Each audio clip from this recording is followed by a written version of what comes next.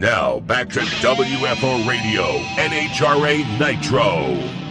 What's up, everybody? Welcome back to WFO Radio, NHRA Nitro. Interviews with winners from the AAA Texas FallNationals. Pro Stock is next. We're going to talk with Greg Anderson. Going to talk a little bit about the points, about the win, 94th win, all of these things. But right now, before we get started, you know I always like to mention the sponsors, but in between the sponsor mentions, I give you some great details. So hopefully you're not like trying to skip over them, because then you miss a great detail. Right? Little nuggets of things that happen that are related, like samtech.edu, Factory Stock Showdown Final Race, and all the great people we met out there as Chris Holbrook wins the race and Drew Skillman wins the championship.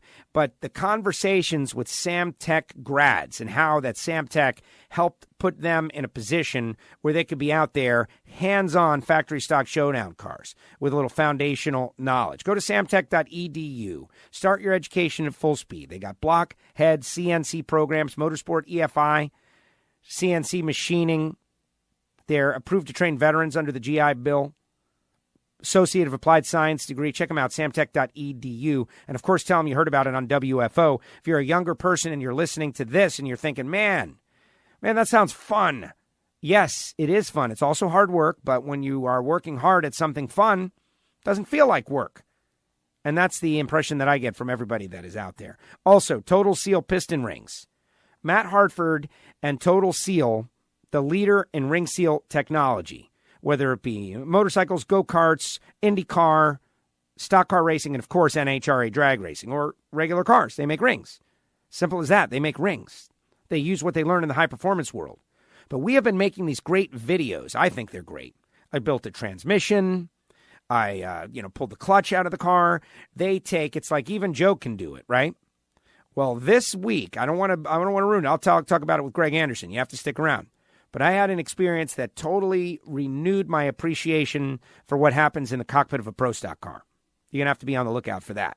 It'll be on NHRA's Facebook page and Total Seal's Facebook page. So go to Total Seal and like their page and be ready for the video, because it's going to be amazing.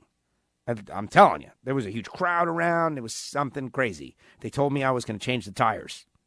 That's all I'm saying. You'll hear later. Got to listen to Greg. I'm going to tell him about it. It's like, hey, Greg, guess what happened to me? Total Seal, the leader in ring seal technology. Thanks to those guys for stepping up. MagicDryUS.com. Magic Dry, the official organic absorbent of the NHRA. Shops, and, factories, gas stations, wherever you would be normally using like clay, oil absorbent. Like that doesn't work nearly as good as this. And this is lighter and better for the environment. MagicDryUS.com. 560% of its weight in absorption. Frank Hawley's Drag Racing School, the Dragster Adventure. Have a great experience. Go drive a dragster or send someone you love to drive a dragster so that they can have a great experience. 130 in the quarter mile, 0 to 60 in 3 seconds. If you want to get your license, your alcohol license, or learn to drive a drag race car, like look at Jordan Vandergriff and Austin Prock. They met at Frank Hawley's. They are both driving Big Show Nitro cars. What more do you need to know? This is the place. This is the emis when it comes to drag racing schools, but they've also got a little bit of an experience for people that don't want to necessarily go drive a nitro car, but just get a great understanding of the fun factor, thrill seekers. Rodax, that's frankhawley.com. Rodax, coffeeandgrills.com, Marvin Rodak. Hot sauces and spice rubs, but it's really the coffee, the drag racing. First of all, he's got exotic coffee from all around the world. That's number one, Marvin Rodak. He gets very rare coffees. So for all you people that are coffee files, right? Like, oh man, I'm all over the best coffee, like whether it be the Blue Mountain coffee or Colombia El Roble or the Zambia Honey Casma or the Costa Rica La Capilla. All of these things, you do know what I'm talking about? Well, I like the drag racing themed blends, like Funny Car Chaos, which is a little of this and a little of that, and he creates an experience with the coffee. Call him up, order some coffee, get one of the holiday packs, because you get some hot sauce and spice rub in there too. It's well worth it. 817-924-6821. Hey, Marvin, he was out there at the Texas Motorplex. We had a great old time. And there's something funny that kind of happened that I'll be sharing a little bit later on. We talked about it on the Ignition Show for those of you that watch both, or listen to both, because it is a podcast after all. plus Drag Racing Edge Magazine, EV3 Drag Racing. Those are the sponsors who make it all possible, and now I thank them, but now it's time to get into it. Joining us now, the Pro Stock winner from the AAA of Texas Fall Nationals. You've heard him before. 94 wins in his career. Greg Anderson is back. GA, welcome back. Good to be back, Joe. Big win. Big win. Yeah, a big win, especially from where I came from. It wasn't really expected, even on my part. I'm probably on most people in the class's part, because I really have not been good lately. I've kind of stunk the place up. So definitely a nice turnaround. Started on Saturday. We kind of ran Friday like we've been running the last few races, and we basically lifted the gas cap up and slid a new car under it for Saturday, and lo and behold, we hit on her. She ran good, and then ran good on Sunday, and back in the game. Back in the game. 99 points out. It's still going to be a tough task. You pretty much got to win out and get help, but we'll talk about that in a second. Tough day of racing, we'll talk about that, but I want to know, Jason's car's been running pretty well. Your car was running well on the Western Swing, and you had it, and then you lost it, and it's hard to stay on that ragged edge of competitiveness. Like how does that happen? I'm sure people don't understand it. I often don't understand. You're there, and then it's gone. We don't understand it either. With the Western Swing going like it was like, man, this is good. We're peaking at the right time. Got a few races left before the playoffs, and then the rug kind of got jerked out from under us, and car didn't want to run, driver didn't want to let the clutch out. It just, nothing would go right. And, the more you do that, the more you get depressed, the more you get down, it works on you. And it's just, I've said it before, this deal's 80% a mind game, and your mind gets screwed up. Both me and the crew chiefs, you start to struggle, and you start to search for things that aren't wrong, and you go backward more than you go forward. So it's hard to dig yourself out of the hole when you get there. It's hard to explain to people, but once you get yourself going the wrong direction, it kind of snowballs, and the more you work on it and the more you try things, sometimes the more you go wrong. Let's talk about your race day, starting off with a round one matchup against Jason, who was second in the points. Not how you draw it up. He's 7, you're 10, and this is a tough deal. You gave a really great answer in the media center to a question I posed about the fans who, whenever teammates race each other, there's a cynical person out there. You do not need to go into that big explanation here on WFO Radio. I think our listeners are not the conspiracy theorist type. But still, a KB car was going to get hurt real bad. Either one was going to be totally eliminated or the other's chance was going to be diminished one way or another, and that's because of qualifying. Yep, absolutely. And it seems like all the times that's happened where we've had to match up first round, it's always because we've run poorly in qualifying, and that was definitely my case on Friday. The air was absolutely a ton better on Friday, and the field was pretty much set after Friday night, and you knew that going into Saturday, and I run poorly on Friday, and I think I guess I ended up 10th after Friday, and you knew that's where you were going to be, because the air is going to be 500-600 worse on Saturday. Nobody's going to pick up that much. So I ran good on Saturday, but not enough to move a qualifying position. And that's just, so really from Saturday morning on, you're kind of holding your head down, and you're disappointed with the way things went on Friday and the results, because now we got to face each other first round, and just nothing good could come of that. I need a win as bad as anybody out there, but realistically, if Jason's going to contend for a championship, which he's got the stronger horse right now, he has had for the first 3 races, he needs a win, but we can't race like that. We've told it a million times before. We don't race like that. We go out and race heads up every time we do, and for some reason this time I got the win light, but it'll reverse again the next time around. You just never know what's going to go down. Now, when did you make the wholesale changes? You said you took the gas cap off and replaced the car. I get the joke, but was that Saturday night after qualifying was over? Was that when did that all go down that you guys Friday decided? Night after qualifying was over, we pulled the engine out. We changed engines. We changed everything with the suspension in the car. We changed shocks. I lost count of everything. I'm in charge of the engine part of it, so I just took care of that. And Rob and Dave decided what all they wanted to do different on the race car, and it was just a completely different animal on Saturday. The engine wanted to run, the car wanted to work great, and boom, we were low for the session, Q3. So haven't done that in a long, long, long time. So, man, maybe we've turned a corner here. So went from complete disappointment to some encouragement there. Very good. So you beat Jason first round, and the situation that I just created where the championship hopes for Jason go down, but now you're back in the middle of it. But it only really works if you beat Erica second round. If you get beaten by Erica second round, then it's a really bad day for KB Racing because the points leader advances. So that was a massive, massive run. She has been as good as anybody since the U.S. Nationals, really, and since Brainerd, really.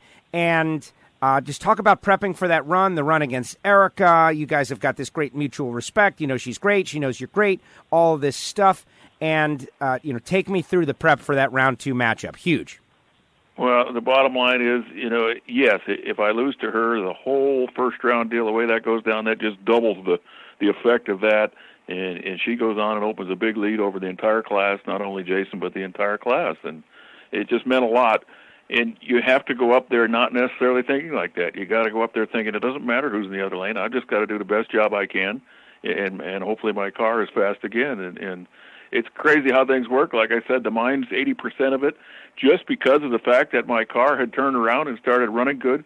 Somehow that made me a better driver, and there's nothing physically changed. It's just something in your mind changes. You get confidence, and things just happen different. And I wish I could bottle that. I don't know what it is, but that's just the bottom line. I guess when you get your head straight and you get a confident smile on your face, and you can smile staging the race car instead of gritting your teeth and frowning, things just turn out better. Well, it makes sense, though, right? Like you think about medieval times, like you got this amazing weapon. You're more confident to go into the arena and battle the gladiators, right? If you got like a stick or like a rock, it's probably going to be a little less confident going in there and fighting it out, not to use the most violent of examples. You can't go to a gunfight with a butter knife, Joe, and that's kind of what I've been doing lately. And when you do that, you don't have a lot of confidence, and it snowballs, and you just look horrible. So when you get just as big a gun as the guy in the other lane, you feel confident, and the results come. I like watching the crew of any team really get passionate and fired up about a win on the track. I think the fans see that and they get excited. The elite team is great with it.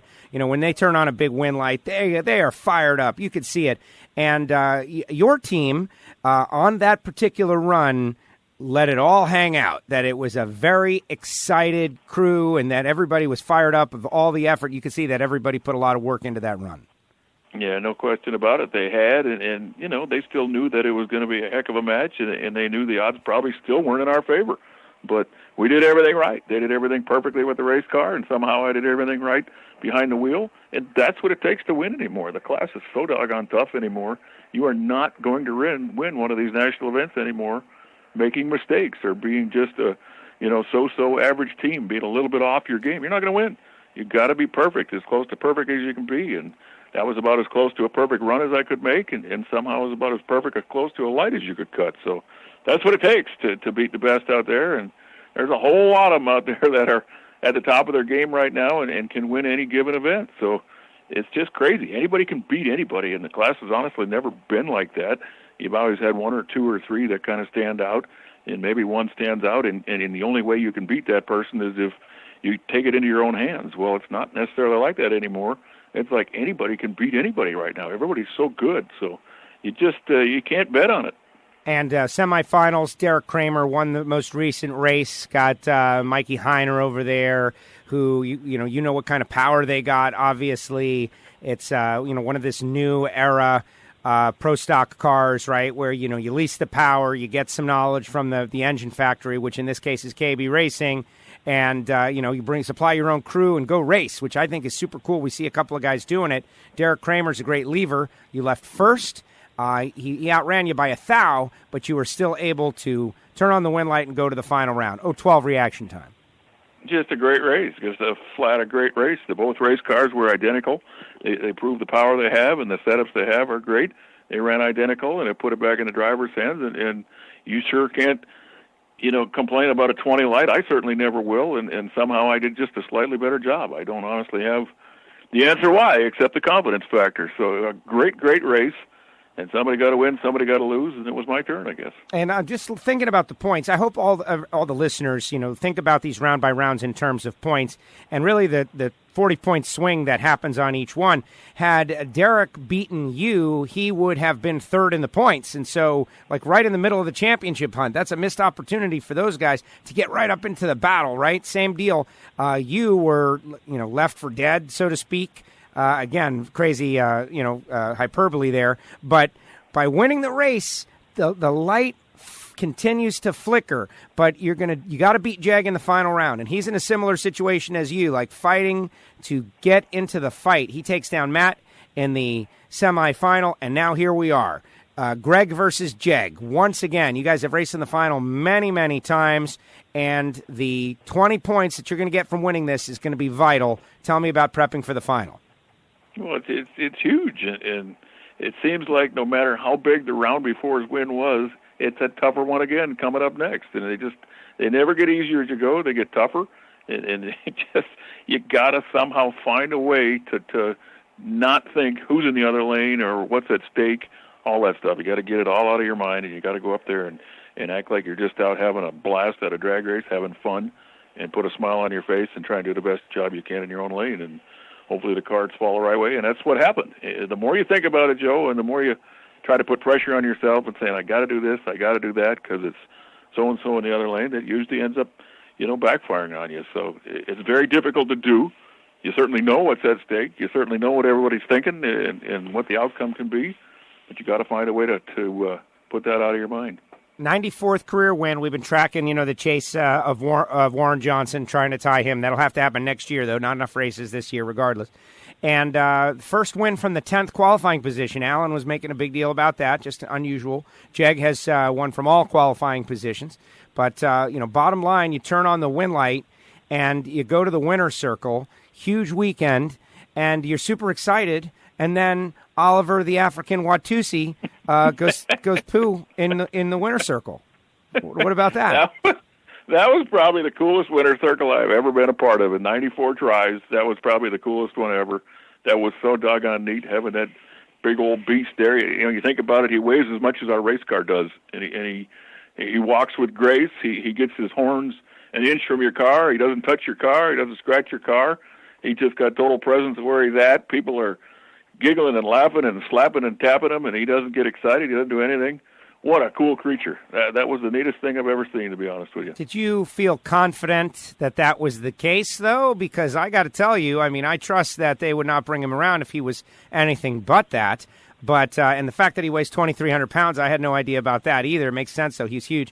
But I was a little concerned, Greg, honestly. What if this guy gets spooked, right? What if one of these cars fire up? You got the Capco boys with their giant air horns going crazy. And this thing, it's what if he gets, it becomes the running of the bull out there? What do we do? They told me they had him up by the starting line for the final round of Top Fuel, and he didn't flinch. He didn't move a muscle. So if he can make it through that, I think he got a pretty good chance. I watched him for a while. He was standing next to my car, and people were running by, and time went on and time went on. Everybody's making cowboy hats, and he's swinging his head around and stuff, and he is not missing the car by a half an inch. But it's like he could tell exactly where those horns were. It was amazing. Yeah, he probably has some sort of ESPN sensory something going on in those horns. But in a big weekend, Cody wins the long drive contest. You win the race. It was a good weekend for the Anderson family. I got all the hardware they had to give this weekend. How about that? That is pretty cool. All right, I want to tell you a little story about an experience I had, and then give you, get your feedback on it. We've been doing these videos for Total Seal, and Matt Hartford's team has been inviting me in to do, pro stock stuff, like hands-on, work on the car, pack the parachute, pull the clutch out, that kind of stuff. So on this given week, and everybody hopefully watches the videos, they let me, oil prime the engine and warm up the car to check the oil pressure and go through the gears and everything. And so on Matt Hartford's car? On Matt Hartford's car. No kidding. It was amazing. And he went to the semifinals after it all happened, so I did not in any way damage the car. I just want to say that. But anyway, the reason I'm bringing it up, it was a great life experience because as much as, Greg Anderson and Erica and everybody, Matt, has told me about, it's a pro stock car and it's like this and it's, you can't learn certain things from hearing people talk about it, right? You can only learn certain things from having the experience yourself. So I had a 2-minute little experience there, and walked away from it with a totally different understanding of what you guys are dealing with. And I want to cite a couple of things and have you elaborate on them a little bit, because it blew my mind. One of the things was that the clutch is fighting you. Like I'm holding in the clutch. He's like holding the clutch and like give it a little gas. And when I wrap the gas, all of a sudden the clutch is like, no, man, you're not holding me down. So this is like a living, breathing thing it's like fighting back against you is the best way that I can describe it. And I want you to talk a little bit about that, because I don't think, number one, I know Matt wants more people to watch Pro Stock, and so that's why he's putting me in these situations. And two, people don't know about this, Greg. They don't know that the car fights back. It's wrestling you. It's like a bull that you're riding. That shifter, it's kind of limp, and you have to hold it in gear. I can't imagine what that's like at 10,000 RPMs. Like holding it in the gear, you got bang, bang. Talk a little bit about how the car fights back against what you want it to do. Well, there's definitely a lot of things that fight you. And what people don't understand, and it's amazing, because even if I go up in the grandstands and watch, the Pro Stock cars run, it's like they can all run within 1 or 2 hundredths of a second. And the first thing you think of is, man, those things must be easy to drive. They must, be a piece of cake. It's not the case. There's so many things the driver can do wrong. Like you said, the first thing, as soon as you touch that gas pedal, that clutch pedal tries to fly right through the back seat. It kicks your leg so hard, so then you have to fight that pedal. But then you have to find a way to have the right leg pressure against it. If you put too much leg pressure against it, push your foot too far through the firewall, you can't cut those great reaction times. You have to be light on the foot to be able to cut those reaction times. So it's a difficult balance there. The shifting part of it, you have to hit that within 100 RPM, and that RPM is accelerating so fast, basically from 8,500 RPM to 10.5 in less than a second. So you use a light to react to that too. So just like reacting to that Christmas tree on the starting line, you have to react to that shift light and shift at the right time. You can't baby the shifter. You got to jam that shifter to make sure it doesn't deadhead and not go into gear. Doing that, you tend to, half the time turn the steering wheel. You can't turn the steering wheel. If the car hits a spot in a racetrack it doesn't like, it tries to turn the car. You don't necessarily turn the car. It turns, and now you have to try and react as quick as you can, but as smoothly as you can, to get it back straight. You can't jerk the wheel. So just a million things go down in the race car to make a perfect run. And it's kind of funny when you sit on the sideline and watch. You don't see any of that. You don't realize any of that. But they're very difficult to drive, but they're also very fun, very challenging. Very challenging. And that's the thing. They're the fan that says Pro Stock is boring, right? They just go down the track. And if that is the common, average uneducated opinion, how it could not be more wrong. It could not be my 2-minute experience of feeling the working mechanism of the car, right? That's the deal. It's running. I could rev the engine. I could shift the gears. I could feel the driveline work. It immediately explains to me in real terms, oh my gosh, everybody is wrong about these cars. We are all doing a horrific job of explaining what's happening in these cars. We need to do a better job.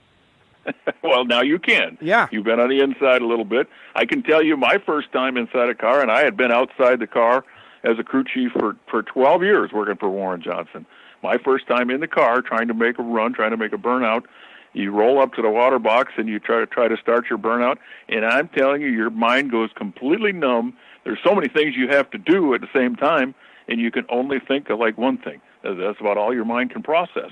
So you have to get through doing it a few times and making every mistake in the world until it becomes kind of repetitive and your mind goes to those channels without even thinking about it, because there's certainly not time to think about it.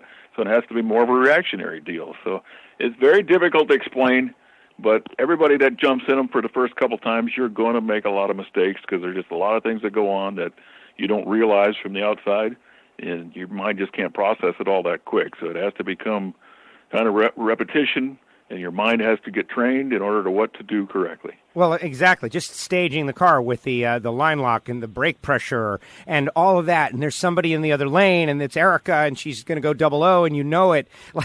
Like all of those things make this the most amazing class. And, I can't wait to talk with pro stock racers about my little experience. And hopefully people will pay more attention because it's amazing stuff. All right, 2 races to go. Headed to Vegas. Happy place for you. You're 99 points out. Give me the overarching strategy. Is it you looking at it like we got to win out, let the chips fall where they may? You thinking, man, we got to qualify Q1? Like, how do you look at this next 2 races?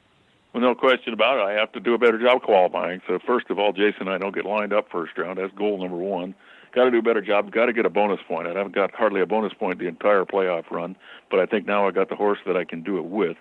And yeah, as you said earlier, realistically, I'm probably going to have to run out a sweep out, win the next 2 races, and I can't tell you how difficult a goal or challenge that is in pro stock these days. And you haven't seen anybody obviously win 3 in a row this year for good reason. As I said earlier, anybody in the class right now can beat anybody, and it's like a minefield. Everywhere you step, you get your tail whipped. So that's a tall challenge, but that doesn't mean we don't have a chance. We still do have a chance, and I'm not giving up till it's over. So we'll see what happens. All I can tell you from where it looks right now, by the time we roll into Pomona, there's going to be anywhere from 6 to 8 cars that still got a chance to win the championship starting Pomona weekend. Yes, 1.5 points. Just looking at it right now, there's 7 drivers within 100 points, and I would say all 7 of those could potentially, because a first round out for the 2 points leaders is really a possible thing. It's going to be the craziest Pomona we've ever had, and I guess my win this weekend kind of helped create that scenario. If I hadn't done that and found a way to get by Erica, she probably could have run out to a big lead and, isolated down to a couple, 3 cars by the time you get to Pomona. But I think with the way things happened this weekend, I made a lot of friends throughout the class that that gave them a chance again. Thought they, definitely had a chance. So I don't know. We'll see how it goes next weekend, but it's definitely a very unpredictable class. Yes, so true. Greg, congratulations. Win number 94. Having a really good season. It's been fun to watch, and except for the Watusi doing his thing in the winner's circle. But other than that, great weekend. Congratulations. Thank you so much for coming on WFO Radio, and we'll see you in Vegas. Sounds great, Joe. I appreciate it every time. Greg Anderson with us here on WFO Radio, NHRA Nitro. And if you want to see those videos, you can go to NHRA's Facebook page, and that's where they get released. It's amazing stuff. Here's the takeaway, all right? Pro stock has always been one of my favorite categories. Then again, there's only so many categories, and I love them all for so many reasons. The nitro cars, Top Fuel, loved Garlits, loved the Snake. As time goes by, you have your favorites retire, you get new favorites, the new favorites retire, and then you just end up loving the category. But the thing is that pro stock, for whatever reason, even as a child coming up, just love pro stock. Maybe because they're real cars, factory evolution cars. But in the end, these things are wicked, thoroughbred race cars where the driver must control everything. It's like pulling levers and turning a crank in there practically. And my amazing little 2-minute experience opened my mind even more so to how Greg Anderson has won 94 races. What? Right? How Erica Enders can manhandle that machine. Except, she's a lady racer, which we think, the ladies have better reaction times, right? No, man. This took physical strength is what it took. It took a certain level of athleticism is what it took. Like, oh, my gosh. Like controlling, I don't want to say playing an instrument or anything where you're using all of your limbs and they're doing all different things and different parts of your body are doing different things all at the same time and they all have to be perfect.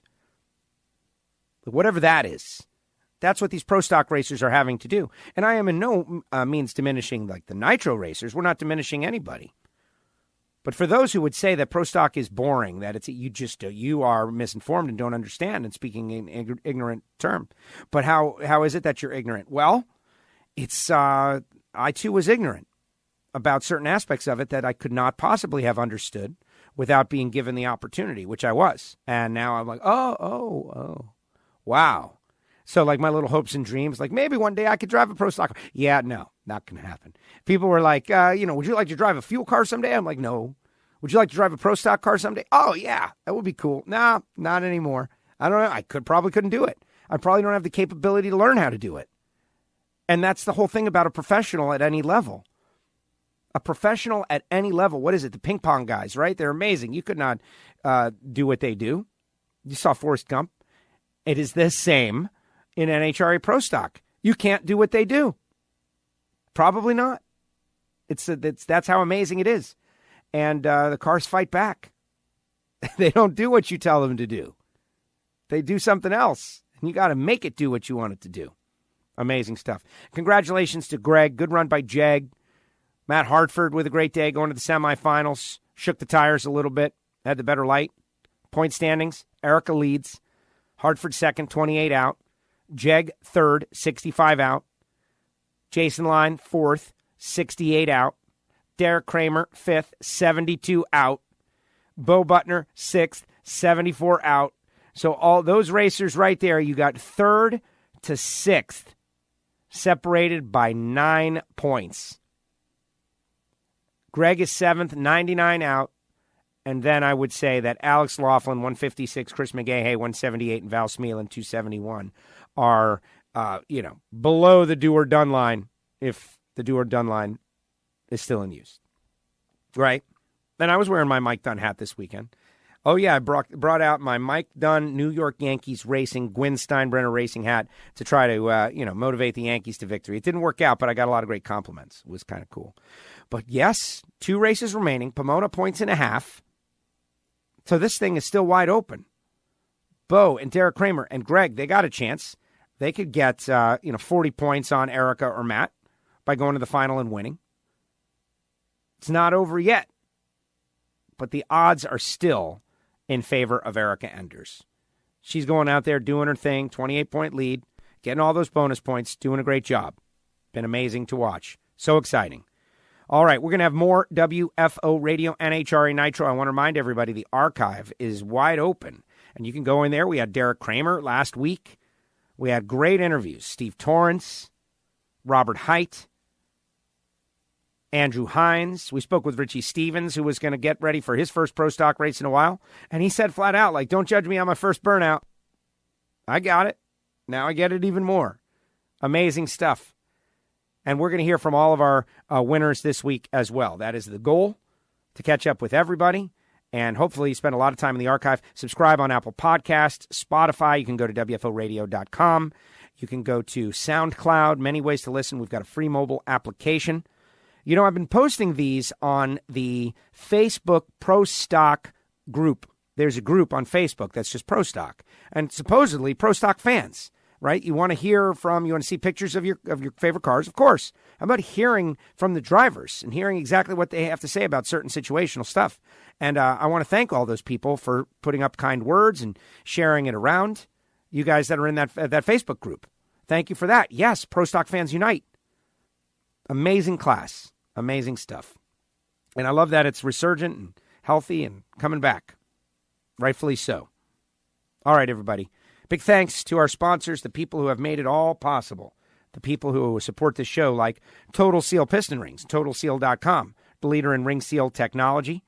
We're going to be doing some special WFO shows featuring Total Seal, where we are going to learn, for all the engine builders out there, about the challenges in the piston ring world. MagicDryUS.com. Scott Palmer gets Lee Calloway out there. Really cool. The official organic absorbent of the NHRA. They've got bags, they've got spill kits, they've got everything you need. Listen, if you've got a shop, you should have Magic Dry all around. Simple as that. Whatever your shop, general repair, race shop, factory, oil rig, wherever there could be a spill, there should be Magic Dry. Frank Hawley's Drag Racing School. Been pushing it. I know it's not Black Friday just yet. But you're going to start to feel the pressure of the holidays. Like, what should I get somebody? And there are a couple of WFO sponsors that have great gifts. Like if you're an engine builder and somebody's building an engine, maybe Total Seal Piston Rings is it. But I really think the Dragster Adventure, let me tie it into the experience that I just had with the Pro Stock car. You see those super comp cars go down the racetrack, and you think you might know what it's like. Like, oh, there's a guy or girl, and they're in a chassis that looks like a dragster, and they go. And it just goes down the track. But being inside it is a totally different experience. When you Make it accelerate. When you have to stage it up, when you have to do the burnout. That's the fun of it. You have fun watching them go down the track, of course. But Frank Hawley is giving you a chance to do what I did with the Pro Stock car, except at 100 times you're actually driving it. 0 to 60 in 3 seconds, 130 in the quarter mile. And it's $399, which is really not a lot of money for a day experience of anything. Like, you go on a day trip to anywhere, it could be $400. They could set up a race for you. Go to frankhawley.com, find out more. RodaxCoffeeandGrills.com, Marvin Rodak. I got a story I'm going to tell. We told it in the Ignition show about Marvin Rodak. He was out there. Bobby Graham was out there. Our great friends were all out there at the Texas Motorplex. And it has to do with Oliver, the African Watusi. But let's not talk about that. But a little, Marvin is a barbecue guy. Marvecue. I just made up a new word. A Marvecue. Coffee, hot sauces, spice rubs, all kinds of grilling techniques. Go to RodaxCoffeeandGrills.com. And also great for the holidays. Great for Thanksgiving. Make your Thanksgiving something special. RodaxCoffeeandGrills.com. Check them out. Samtech.edu. Factory Stock Showdown final race was really cool. But what was even better was there were a lot of young people out there, and we were talking about, like, guys, you can be involved in this class. You can be involved in racing. You can follow in the footsteps of the greats. But you need to start off with a good foundational education, and that happens at Samtech. Or you don't have to do any of that. You can just get a good quality job as a CNC machinist. Motorsport EFI tuning. So many great things going on at Samtech. Brian Massengill and the family over there doing an excellent job. Go to the website, samtech.edu, or give them a call. Let them know that you're interested in what they got going on. They're located in Houston. And Brian Massengill is a big Astros fan. And so it was like, there he is, my bud, wearing his Astros gear, playoff pin, hat. Like, he bought in all the gear. He went all in on all the gear. MLB fleeced him for everything. And he doesn't care, and he's going to the World Series. Astros versus the Nationals. The Yankees have lost. Yeah, it's sad. Sad for me, but I'm happy for the others that are happy. At the very least, somebody gets to enjoy the World Series. Drag Racing Edge Magazine, EV3 Drag Racing for your mobile device, all stepping up to help out WFO cross-promotionally. Check them all out, and thank you so much. More WFO to come. Thanks, everybody. WFO! The views and opinions of the hosts, guests, or callers do not necessarily reflect that of the station ownership, advertisers, or agencies. I love WFO radio. Oh, yeah.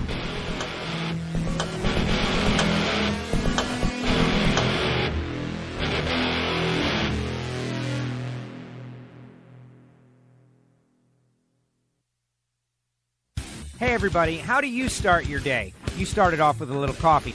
And do you want something cheap and vacuum-packed garbage? Do you want to pay for a retail coffee? It's like $11. Or do you want something that is good, like RodaxCoffeeandGrills.com? Join the Rodax Army. WFO users and listeners know all about it.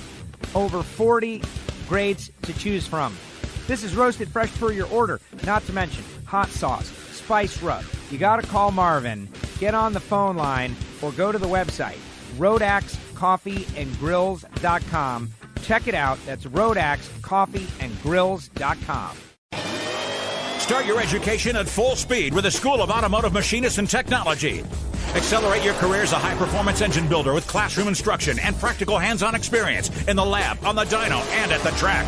In addition to the block, head, and CNC programs, SAM now offers motorsport, EFI tuning, and an Associates of Applied Science degree. And SAM is a military-friendly school, approved to train veterans and other eligible persons under the GI Bill. Start your education at full speed. Go to samtech.edu today. Hey, WFO Universe. Want something for free? Send a self-addressed stamped envelope with plenty of postage, and we'll load it up with free WFO stickers. That's right, I said free. Send your envelope, care of Castello Media /WFO stickers to P.O. Box 848353, Pembroke Pines, Florida 33084. Do it now. This is WFO Radio.